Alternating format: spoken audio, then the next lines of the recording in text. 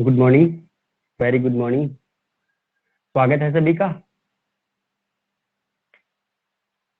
मैं online platform पे बजरंग सिंह राजपूत आप सबका स्वागत करता हूं। आशा करता हूं सब स्वस्थ होंगे, जबरदस्त होंगे, मस्त होंगे और जोरदार होंगे।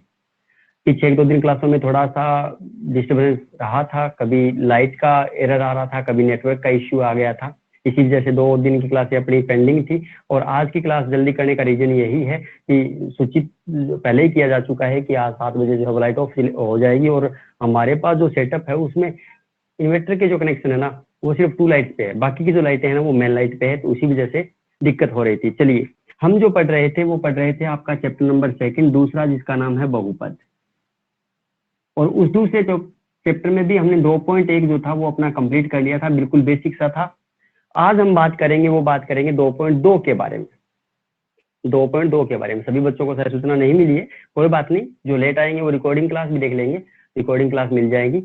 ठीक है, तो आज हम जो बात करेंगे वो बात करेंगे आपके 2.2 के बारे में। और 2.2 में हम जो ज्ञात करेंगे वो क्या ज्ञात करेंगे, वो ज्ञात करेंगे बहुपद के शून्यक। बहुपद के शून्यक। अब ये शून्य क्या होता है इसके बारे में हमने थोड़ा सा डिस्कस किया था पीछे की क्लास में। आज हम फिर इसके बारे में थोड़ी सी बात करते हैं और उसके बाद हम बात करेंगे ये ज्ञात कैसे किए जाते हैं और इनका जब हम शून्य ज्ञात कर लेते हैं तो उनकी जांच कैसे करते हैं कि निकाले गए शून्य या दिए गए शून्य जो थे वो सही है या गलत है। ठीक है, तो बहुपद के शून्य किसे कहते हैं? चर राशि का वह मान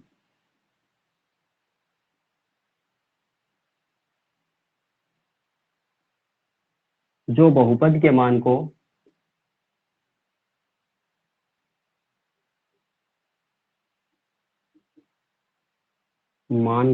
शून्य कर दे। चर राशि का वह मान जो बहुपद के मान को क्या कर दे, शून्य कर दे, वो आपके बहुपद का क्या कहलाता है? शून्य कहलाता है। ठीक है, चलो, बहुपद के मान को शून्य कर दे वो बहुपद का शून्य कहलाता है। अब शून्य ज्ञात करने की बात हमने कल की क्लास में पढ़ी थी, एक बार फिर से मैं आपको थोड़ा सा याद करवा दूं कि जैसे हमने कोई बहुपद लिया एक्स स्क्वायर, या ये मान लो 4x square minus 4x plus 1, ये मैंने कोई बहुपद लिया और हमें इसके शून्य ज्ञात करने हैं। विधि याद की थी, कौन सी वाली, कि पहले पद का और तीसरे पद का गुणा करते हैं और तीसरे पद का गुणा करते हैं और अपने सवाल को हल कर लेते हैं। पहले पद का और तीसरे पद का गुणा वाला जो प्रोसेस था वो हमने काम में लिया था, वही काम यहाँ पे मैं फिर से कर रहा हूँ कि पहले पद और तीसरे पद का हम गुणा करेंगे। पहला पद 4x स्क्वायर और तीसरा जो है वो 1 है, तो गुणा करूंगा तो 4 का 1 से गुणा किया, 4x स्क्वायर आया, इसमें प्लस में आ गया। पहले और तीसरे का गुणा प्लस में आया है, तो मैं ऐसी दो संख्या लेनी है जिन्हें घटाने पर तो 2 बचे, सॉरी जोड़ने पर तो 2 बचे, 4 आए, और घटाने पर गुणा करने पर भी 4 आए। ऐसी दो संख्याएं जिन्हें जोड़ने पर तो जितना मध्य पद है उतना आए और गुणा करने पर जितना गुणनफल है उतना आए, तो वो दो संख्याएं 2 और 2 मिल गई। ये बातें हमने पीछे वाली क्लास में पढ़ी थी, अच्छे से याद होगा आपको। ये लीजिए, तो शुरू के दो पदों से कॉमन देखा तो 2x कॉमन मिल गया, 2x माइनस 1, और यहाँ से हमने 1 कॉमन ले लिया तो 2x माइनस 1, तो इसके दो शून्य 2x माइनस 1 फिर कॉमन आ गया दोनों से, तो 2x माइनस 1 फिर बच गया। तुलना कर रहा हूँ एक बार, 2x माइनस 1 को बराबर करूंगा 0 के, तो x बराबर माइनस का 1 प्लस का, तो गुणा में गया तो भाग में, और एक बार 2x माइनस 1 को फिर बराबर किया 0 के, तो x बराबर क्या मिल गया, 1/2। तो इसके दो शून्य का आपको 1/2 और 1/2 मिल गए। ये भी आपको पता है कि द्विघात बहुपद किस दिए गए बहुपद में कितने शून्य आ सकते हैं। ये बात हम जानते हैं कि दिए गए बहुपद में जितने चर राशि की अधिकतम घात होती है, यानी जितने घाती बहुपद होता है उतने ही शून्य होते हैं।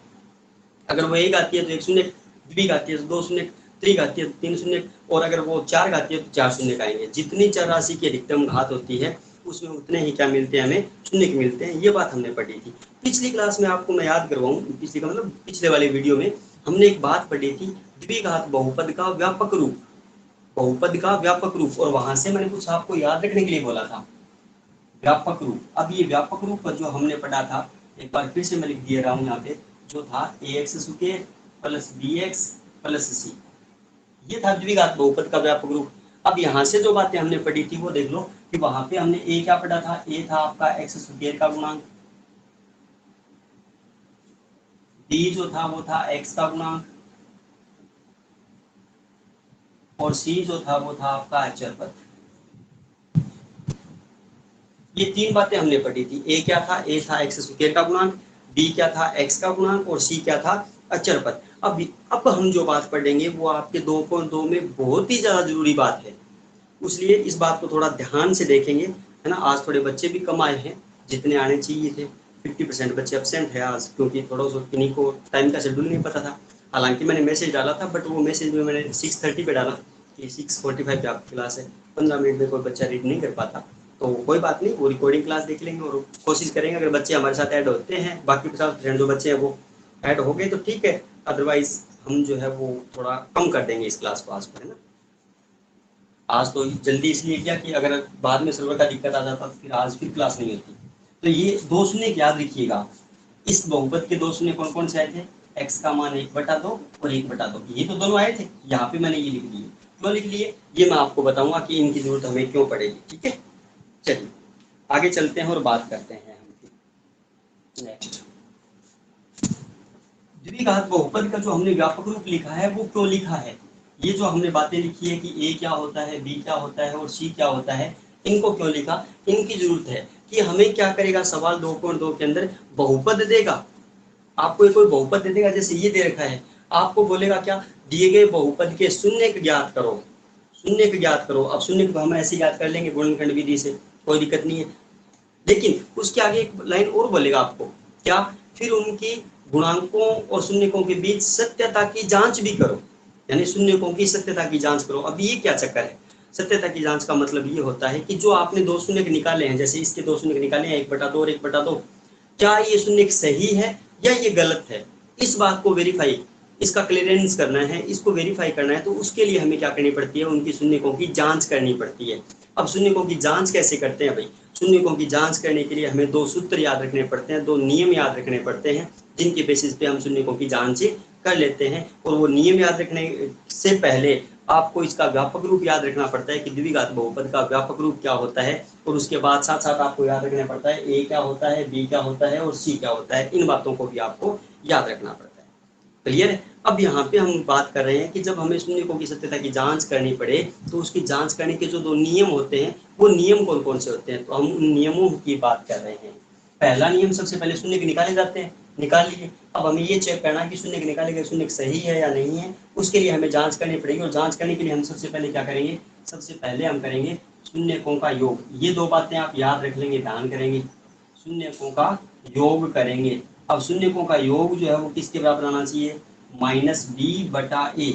एक तो ये नियम है जांच, शून्यकों की जांच करने का, कि हमने जो शून्य निकाले हैं वो सही है या गलत है, उनकी जांच करने का एक नियम जो है वो तो ये है, उनके आंसर सही है, बिल्कुल सही है अभिषेक। हाँ, फर्स्ट और 3/2 था और सेकंड का 2/3 और -1/3 था। लगभग 95% बच्चों के वो सवाल जो थे ना वो सही थे उस दिन, है ना। तो वो सवाल सही है, कोई दिक्कत नहीं है आपके। और आप, रही बात आपके टेस्ट की, तो मैंने टेस्ट के लिए भी बोला था, सर्वर डाउन होने की वजह से आप टेस्ट तैयार है, वो शो नहीं हो रहा था। मैंने कल डाला था बट वो शो नहीं हो रहा था, उस वजह से मैंने उसको हटा दिया। कोई बात नहीं, जल्दी ही आपका टेस्ट भी लूंगा, और टेस्ट लूंगा तो वो तो आपको टेस्ट वाले कॉलम में मिल जाएगा, कोई दिक्कत नहीं है। जैसे आप टेस्ट वाले कॉलम में जाओगे वहाँ पे शो हो जाएगा और आपको नोटिफिकेशन भी मिल जाएगा कि आपका टेस्ट आ चुका है, ठीक है। चलिए, एक बात तो आपको ये याद रखनी है, शून्यकों का योग किसके बराबर होता है, -b/a। एक होता है शून्यकों का गुणा, शून्यकों का गुणा, और शून्यकों का जो गुणा होता है वो किसके बराबर होता है, वो होता है c/1। ये दो बातें आपको याद रखनी है स्पेशली, शून्यकों का योग किसके बराबर होता है और शून्यकों का गुणा किसके बराबर होता है। अब -b/b तो पता है ना क्या होता है, b ये लिखा हुआ, x का जो गुणांक होता है ना वो आपका b होता है। a क्या होता है, a होता है आपका x स्क्वायर का गुणांक। c क्या होता है, c आपका अचर पद होता है, और a क्या होता है, x स्क्वायर का गुणांक। अब ये दो बातें, इन दोनों नियमों का हम क्यों करेंगे, शून्यकों के योग का और शून्यकों के गुणा का। कैसे करेंगे, देखो, जैसे ये बहुपद था, इसके दो हमने शून्य निकाल रखे हैं। अब हमें जांच करनी है कि ये जो दोनों शून्य हमने निकाले हैं वो सही है या गलत है, यानी उसको क्लियर करना है कि एकदम परफेक्टली सही है या गलत है। तो उसके लिए हम सबसे पहले करेंगे शून्यकों का योग, और शून्यकों का योग करने के लिए हम क्या लिखते हैं, अभी नियम क्या होता है, योग के लिए होता है -b/a का नियम। तो इधर जो शून्यकों का योग हम नाम लिख रहे हैं ना, शून्यकों का योग, वहां पे तो हम योग करेंगे जो शून्य हमारे पास निकाले हैं, हमने जो शून्य निकाले हैं ना उनको तो इधर जोड़ेंगे और इधर b/a का मान बिठाएंगे। क्लियर है। तो शून्यकों का योग करूंगा तो 1/2 जो शून्य का आए थे वो 1/2 और 1/2, फिर इधर तो इनको जोड़ दिया मैंने, बराबर माइनस का निशान b, b होता है x का गुणांक, b होता है x का गुणांक, और x का गुणांक देखें कितना है, -4 है ना। तो एक तो ये माइनस और एक b का मान -4, दोनों निशान पास पास नहीं आते, तो इसलिए हमने क्या कर दिया, ब्रैकेट का उपयोग कर लिया। और बेटा a होता है x स्क्वायर का गुणांक, x स्क्वायर का गुणांक जो कितना है 4 है, तो ये रहा 4। 1/2 और 1/2 मतलब आधा और आधा कितना हो गया, 1 हो गया, इधर माइनस माइनस प्लस, तो प्लस का 4/4, ये भी कट गया, तो ये क्या हो गया 1 बराबर 1। क्या दोनों मान बराबर आ गए जी, दोनों मान बराबर आ गए। एक तो हमारे शून्यकों का योग और एक -b/a, दोनों का मान 1 आ गया, यानी दोनों आपस में बराबर आ गया, मतलब योग में हमारी कंडीशन सही हो गई, मतलब हमारे शून्यक यहाँ तक तो सही है।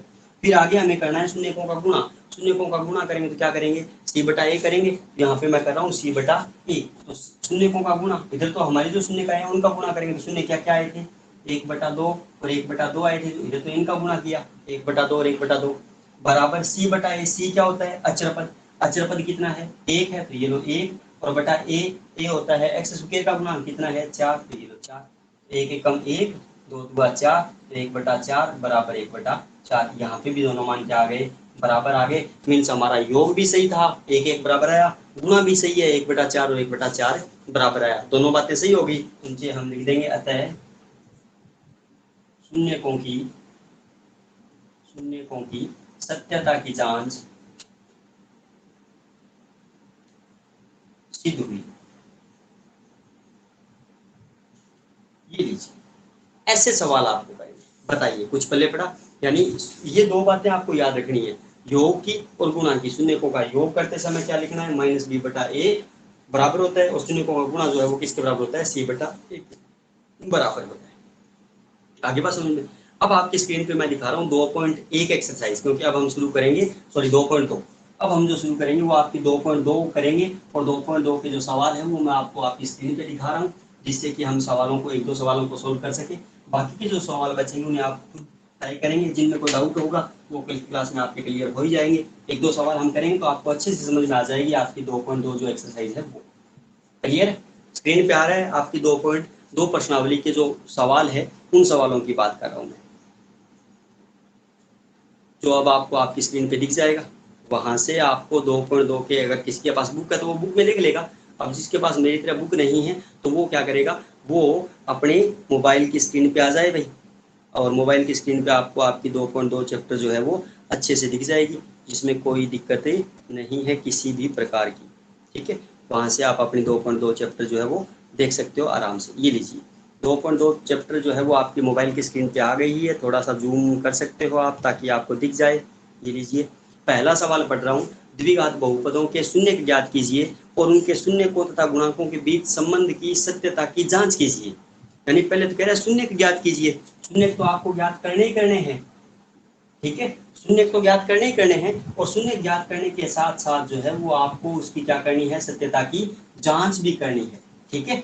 तो यहाँ पे मैं दो सवाल लिख लेता हूँ, जो बाकी बचेंगे वो आप खुद कर ही लेंगे। दूसरा सवाल जो था वो अभी हमने किया था ना, पहले का जो दूसरा सवाल है वो जो हमने अभी किया उदाहरण के तौर पे वही है, इसलिए मैं इसका तीसरा सवाल लिख रहा हूँ, ठीक है। तीसरा सवाल और लिख लेता हूँ, और साथ में हम फिर चलेंगे 6x² -3 एंड -7x, ये वाले, ठीक है। आपको अब मैं स्क्रीन पे लेके आ रहा हूँ, आपके सवाल देख लिए होंगे।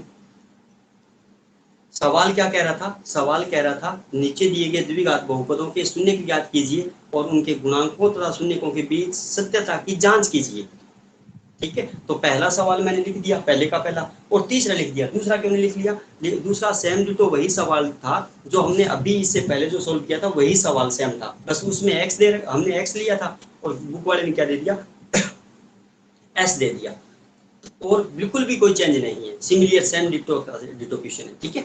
अब देखिए इसका पहला ले रहा हूं मैं, पहले का पहला, कि पहले तो हमें इसके शून्य ज्ञात करने हैं, फिर सत्यता की जांच करनी है। तो पहले का पहले सवाल की मैं बात करूँ तो बहुपद है x² -2x और -8, तो बहुपद को हम px लिख सकते हैं, कोई दिक्कत नहीं है, लिख दिया। अब हमें इसके शून्य ज्ञात करने, और शून्य ज्ञात करने का तो वही काम अपना, हम px बराबर क्या करेंगे भाई, px बराबर करेंगे 0 के, px की जगह में px का मान बिठा रहा हूँ, कितना है x² -2x -8 बराबर 0। अब आपको एक बात और भी देखनी है कि बहुपद जो आपको दिया है वो बहुपद जो है वो उसमें जो चर राशि आई है, दिए गए बहुपद में जो चर राशि आई है, उस चर राशि की जो घात है वो हमेशा घटते क्रम में चलनी चाहिए। जैसे यहाँ पे पहले 2 घात आई, फिर चर की घात 1 आई, फिर चर की घात है ही नहीं, तो 2, 1 और 0 घटते क्रम में चलिए। यहाँ पे देखूं तो 2 घात, 1 घात और 0 सही है। और इसका जो तीसरा सवाल है, पहले का जो तीसरा इस बुक वाले ने दिया वो देखो जरा, 2 घात, 0 घात और 1 घात, मीन्स इस सवाल का क्रम सही नहीं है। तो जब आप इस सवाल को हल करोगे तो इसका क्रम सही करोगे कैसे, ये सवाल सही रूप में ये होगा 6x² माइनस 7x और माइनस का 3, ऐसे होगा ये सवाल। फिर इसके आपको शून्य ज्ञात करने हैं। ठीक है, पहले इसको देख लेते हैं, बराबर 0 कर दिया। अब वही काम पहले पद का और तीसरे पद का निशानों के साथ गुणा करेंगे। तो पहला जो था वो प्लस का x² था, तीसरा जो था वो माइनस का 8 था। प्लस माइनस माइनस 8 का x² से गुणा किया 8x²। पहले और तीसरे का गुणा किस में आ गया भैया, अब की बार माइनस में आ गया। मतलब हमें ऐसी दो संख्या लेनी है जिन्हें माइनस करना है, क्योंकि यहाँ पे माइनस आया, जिन्हें माइनस करने पर तो कितना है, जितना मध्य पद है, मध्य पद कितना है 2 है, तो जिन्हें माइनस करने पर तो 2 आए। हाँ शाबाश, -4 बाजी, ए बेटा भाई वेरी गुड, -4 और 2, ये शून्य को बता गया क्या, हाँ शून्य को बता गया होगा, टुकड़े -4 और 2 बताए गए। चलिए, ऐसी दो संख्याएं जिन्हें घटाने पर तो कितना है 2 बचे और गुणा करने पर 8 है, तो वो संख्याएं 4 और 2 बच गई। बात करें निशानों की तो याद रखो, जब पहले और तीसरे का गुणा माइनस में आता है ना, तो जो दो संख्या हम लेते हैं उनमें बड़ी संख्या मध्य पद के निशान की, माइनस था तो माइनस की, और आगे वाली संख्या उल्टे निशान की ली जाती है। मान बिठा रहा हूँ मैं, x² माइनस का 4x प्लस का 2x और माइनस का 8 बराबर 0। शुरू के दो पदों से कॉमन देखें तो शुरू के दो पदों से क्या कॉमन आ रहा है भाई, शुरू के दो पदों से x कॉमन आ रहा है, ले लिया। बाकी क्या बचा, x बचा और माइनस का 4 बचा। प्लस लास्ट के दो पदों से कॉमन देखें तो 2 कॉमन आ रहा है भाई, क्या बचा, x बचा, 2 चौके 8, 4 बचा बराबर 0। x माइनस 4 दोनों से कॉमन आ गया, तो ये लीजिए x माइनस 4 दोनों से कॉमन ले लिया, तो बाकी यहाँ पे बचा x और यहाँ पे बचा +2, ये लीजिए x +2 बराबर 0। एक बार x माइनस 4 को बराबर करूंगा 0 के, तो x बराबर क्या मिल गया 4, एक तो x का मान 4 आ गया, यानी 1 शून्य तो ये आ गया। इसी हिसाब से दूसरा x + 2 को मैं बराबर करूँ 0 के, तो x बराबर क्या आया, प्लस का 2, इधर आया माइनस का 2, तो x का मान 1 आ गया माइनस के 2 शून्य का आपको मिल गए। आने कितने थे शून्य, अधिकतम घात 2 है तो 2 ही आने थे शून्य, दोनों हमें मिल गए। अब इनकी करेंगे हम जांच। जांच करने के लिए आपको सबसे पहले करना पड़ेगा शून्यकों का योग। ये लीजिए शून्यकों का योग,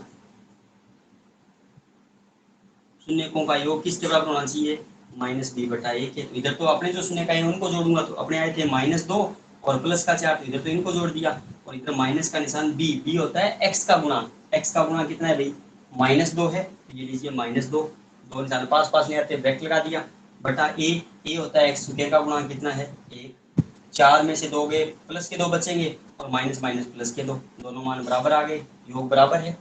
इसी हिसाब से हम क्या करेंगे, शून्यकों का गुणा करेंगे। तो ये लीजिए शून्यकों का गुणा, गुणा करूंगा तो किसके बराबर होना चाहिए, c/1 है। तो शून्यकों का गुणा किया तो शून्य का आपके पास क्या क्या थे, -2 और 4 थे, तो ये लो -2 और 4 का गुणा, और c अचर पद कितना है -8 है, a का मान x² का गुणा 1 है, तो 4 दूगा -8 बराबर -8। ये दोनों मान भी आपस में क्या आ गए, बराबर आ गए। हम नीचे क्या लिख देंगे, अतः शून्यकों की सत्यता की जांच सिद्ध हुई। ये है आपके सवाल, बताइए कमेंट में आके बताइए क्या समझ में आए, समझ में आया। अब इस हिसाब से आप बाकी सवाल कर सकते हैं।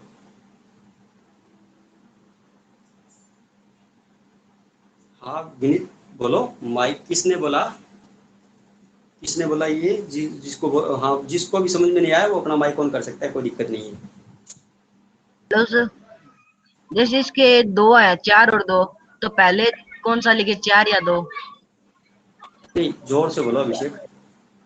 हेलो हाँ जोर से बोलो। हेलो हाँ हाँ सर, जोर से जैसे बोलो। इसमें 4 और 2 आए हैं, 4 और -4 और 2 आए हैं, तो हाँ पहले कौन से लिखना है, 4 या 2? नहीं, 4 -4 और 2 कहाँ कहाँ आए, ये ठीक ठीक ठीक समझ गया, बता देता हूँ आपको, चलिए बता देता हूँ, माइक ऑफ कीजिए, समझ गया आपकी बात। आप ये कह रहे हो कि इसके अंदर यहाँ पे आपके पास दो संख्याएं जो थी वो ये दोनों आई थी, -4 और 2। अब आप हम कि मैंने तो यहाँ पे -4 लिखा, अगर यहाँ पे आप 2 लिख देते तो क्या होता, पहली बात तो कोई इश्यू नहीं है, लिख सकते हो। लेकिन रियल केस में एक दो कंडीशन ऐसी आ जाती है कि जहाँ पे गड़बड़ हो जाता है, कर्म सही होना जरूरी है, तो उस स्थिति में हमें याद क्या रखना है, उस स्थिति में हमें याद रखना है कि हमने जो पहले और तीसरे का गुणा किया -8x² आया, तो हमें दो संख्या चाहिए थी, वो दो संख्या हमने ली 4 और 2। 4 और 2 में जो बड़ी संख्या हमने आई है ना हमारे पास, वो पहले लिखी जाएगी। जो बड़ी संख्या आई है ना वो पहले लिखी जाएगी और छोटी संख्या बाद में लिखी जाएगी। अगर मान लो कोई संख्या के टुकड़े किए हमने और वो टुकड़े आ गए 2 और 6 आ गए कोई संख्या के, तो पहले कौन लिखा जाएगा, 2 लिखा जाएगा या 6 लिखा जाएगा? कमेंट में आके बताइए। मैंने अभी आपको बता दिया, जो संख्या बड़ी है वो पहले लिखी जाएगी, तो कौन लिखा जाएगा, 2 पहले आएगा या 6 पहले आएगा? 6 पहले आएगा ऑब्वियसली। तो वही काम आपको करना है, जब आप टुकड़े करो ना, तो जो दो संख्या हमें दे रखी है उनमें जो बड़ी संख्या है उसे आप पहले लिखो। इसमें 4 बड़ा था, हमने 4 को पहले लिखा। अगर यहाँ पे 6 आता और 2 आता तो 6 को हम पहले लिखते। अगर 6 और 10 आता तो हम 10 को पहले लिखते और 6 को बाद में लिखते। क्लियर हो गई? क्लियर बात? बताइए कमेंट में आके। ठीक, तो बाकी के इसके जो सवाल बच्चे हैं ना, खास स्पेशली इसका दूसरा और तीसरा सवाल आप खुद ट्राई करेंगे, खुद प्रैक्टिस करेंगे। जो कोई भी डाउट हो तो आप मेरे को कल क्लास में या आज चैट पे मेरे सामने शेयर कर सकते हैं, कोई दिक्कत नहीं है। बाकी एक मैं आपको स्पेशल इन्फॉर्मेशन दे दूं, इस पर भी मैं नोट डाल दूंगा कि एक आपकी कल जो है वो आपकी डबल क्लासें होंगी, एक सुबह होगी और एक शाम होगी।